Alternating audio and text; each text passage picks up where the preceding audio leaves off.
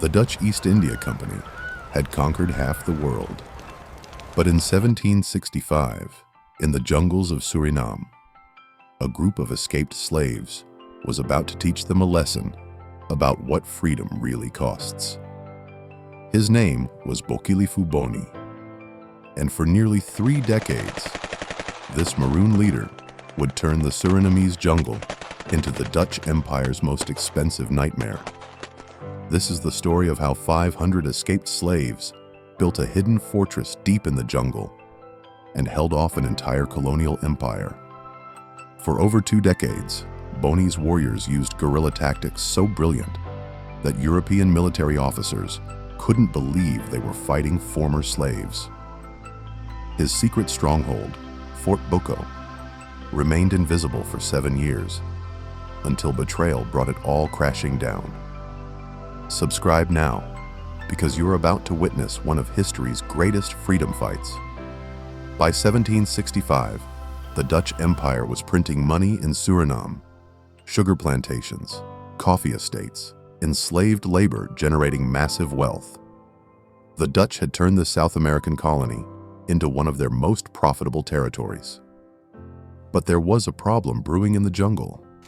Escaped slaves, called Maroons, had been disappearing into the dense rainforest for decades. Most colonial powers could ignore a few runaways. But these weren't just refugees hiding in the woods.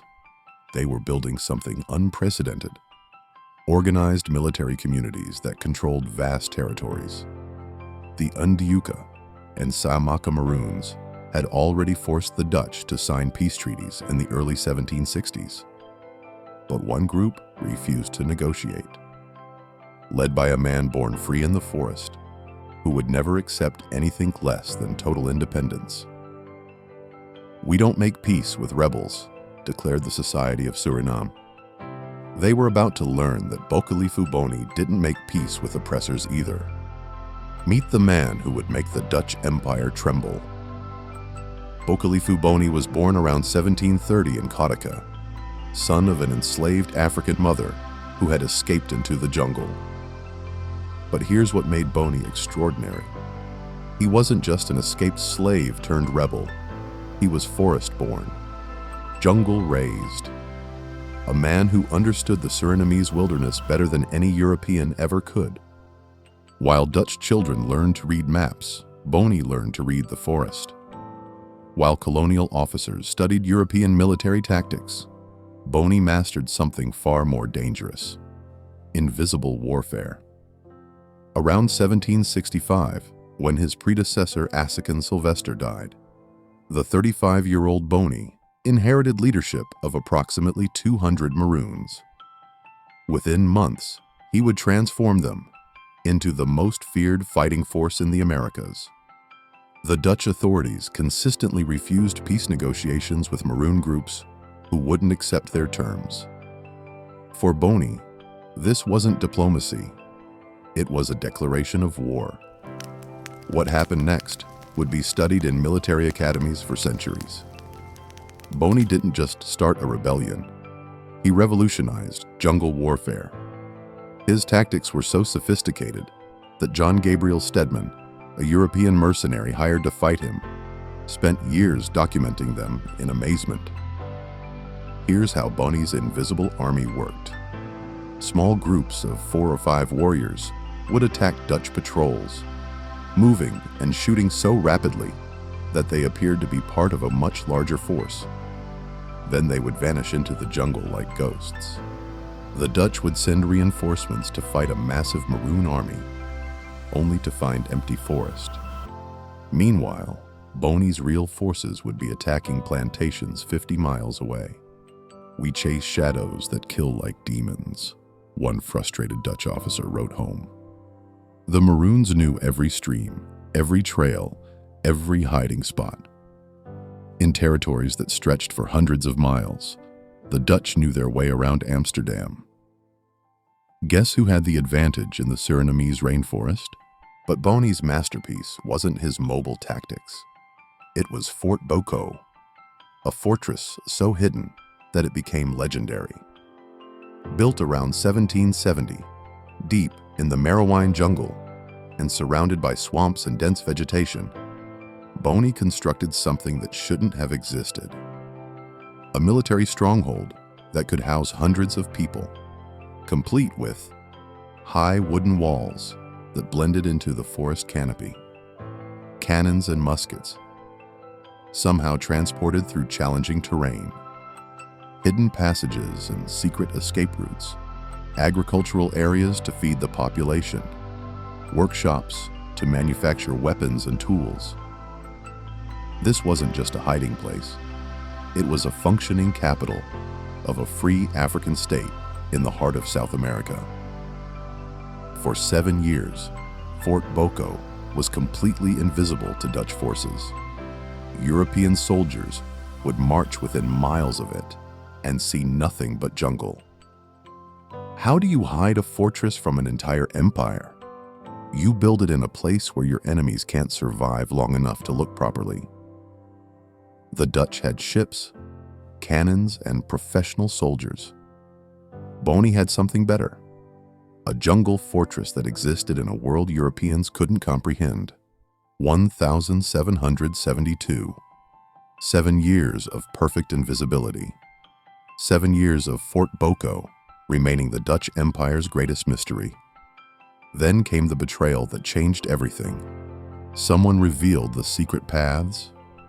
We don't know who, we don't know exactly why.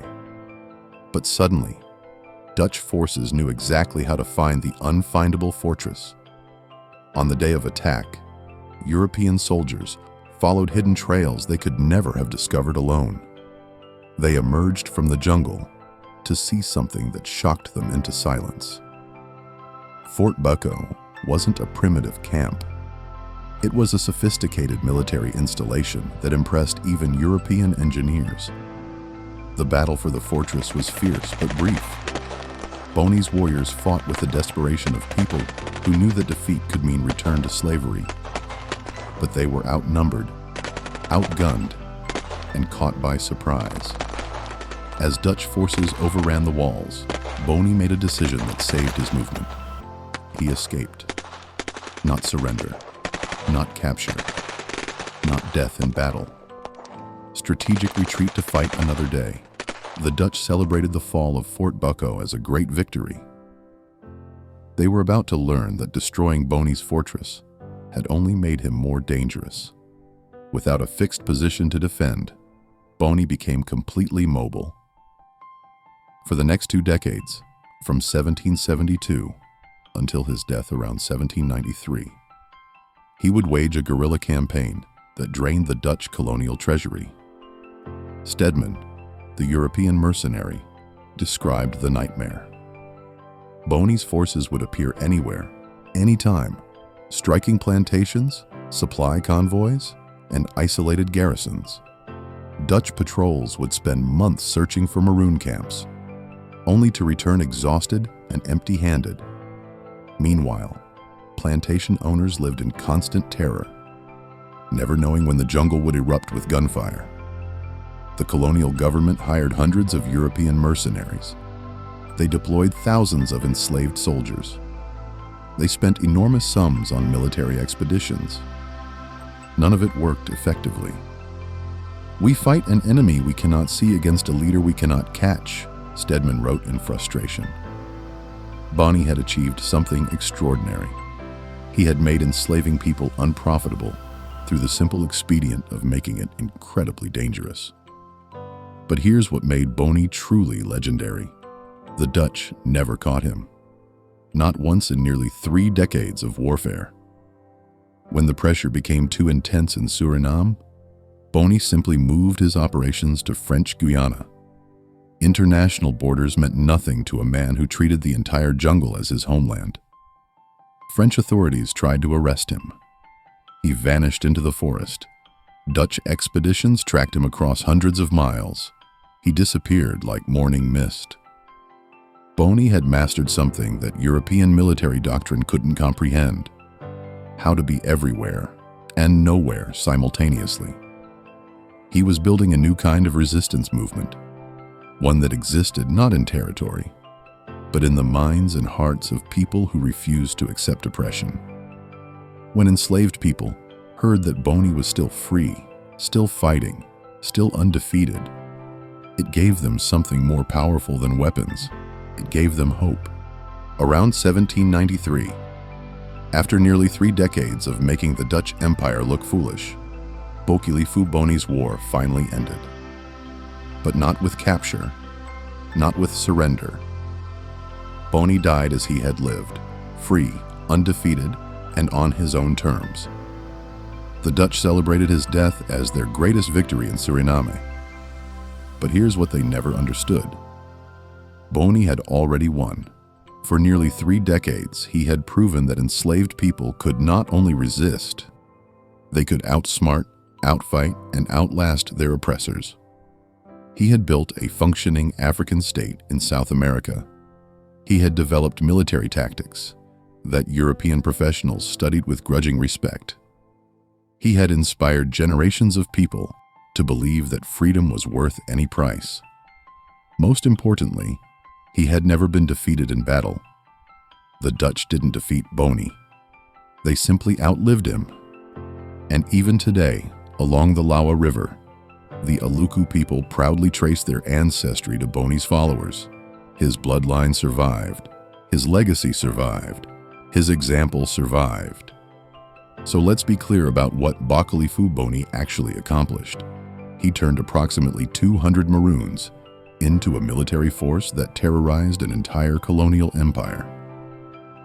He built a hidden fortress that remained invisible for 7 years. He developed guerrilla tactics that modern military historians still study. He fought for nearly 3 decades without ever being captured or defeated in battle. He proved that intelligence and determination could triumph over superior technology and numbers. He demonstrated that freedom isn't given. It's taken by people brave enough to pay the price. But perhaps most importantly, he showed that the human spirit cannot be enslaved. You can chain people's bodies. You can force them to work. You can buy and sell them like property.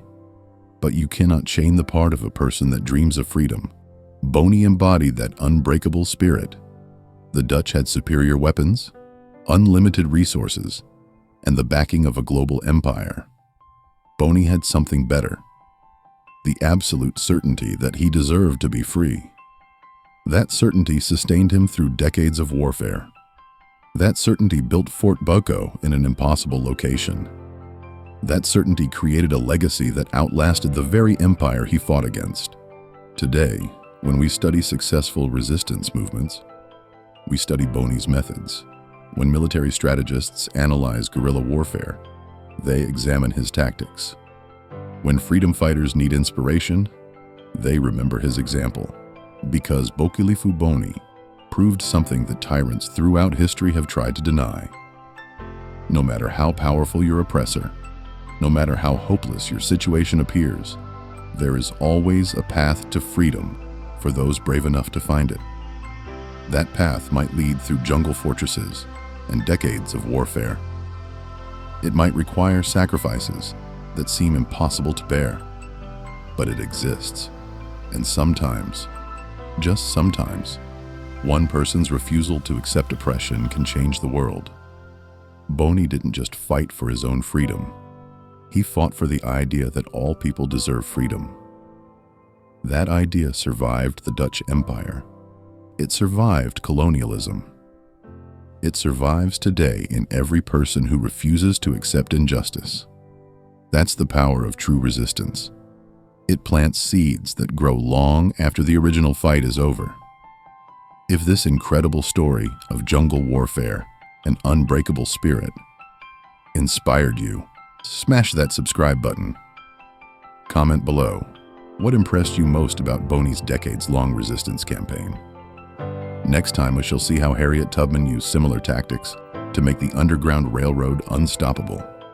Hit that notification bell, because history is full of heroes who refuse to accept the word impossible. Bokilifu Boni never surrendered, never gave up, never stopped believing in freedom. He proved that the jungle belongs to those who understand it, not those who try to conquer it. The Dutch took his fortress, but they never took his spirit.